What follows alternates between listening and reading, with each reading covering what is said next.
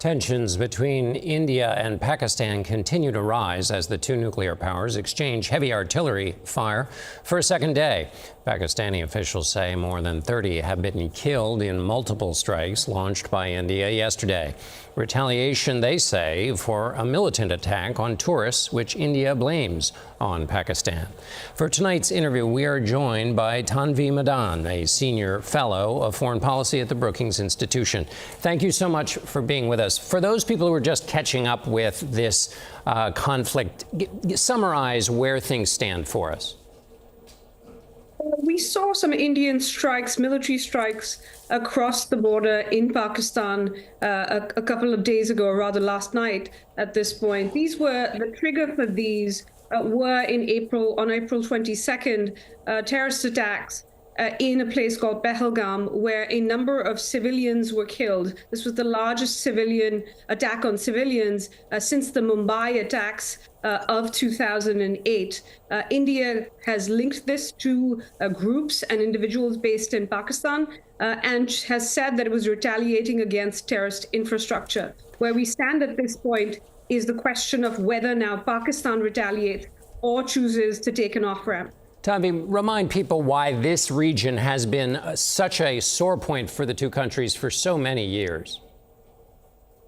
This is the state of Kashmir. It was a princely state when India and Pakistan war partitioned.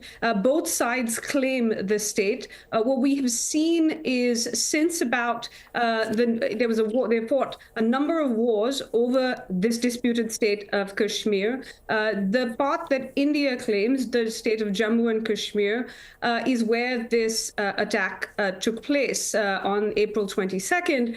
For a number of years since the 1990s, India has accused Pakistan-based terrorist groups of conducting terrorist attacks, not just in the state of Kashmir, but even in other places in India, and targeting not just Indians, but Americans and other country citizens as well. Sometimes in long-standing conflicts, there are ways to de-escalate when things flare up. Is that possible, and what would you look for to see if de-escalation might be the response?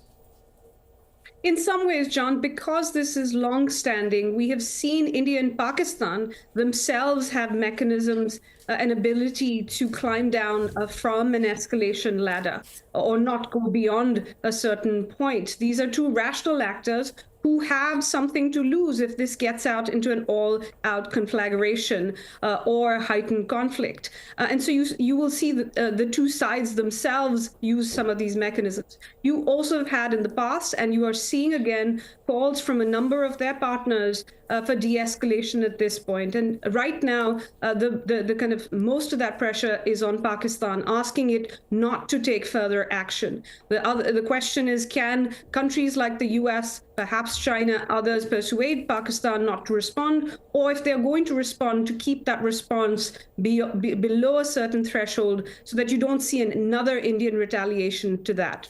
Final 30 seconds. What is the role for the U.S. here, and will it be the same under this new president? You've seen this president essentially say he does not generally want to get involved. Having said that, you have seen several senior officials speak with their Indian counterparts, with their Pakistani counterparts, show support for India, not call for it to be restrained, not condemned its strikes. But having said that, also said that now at this point, they want to see de-escalation.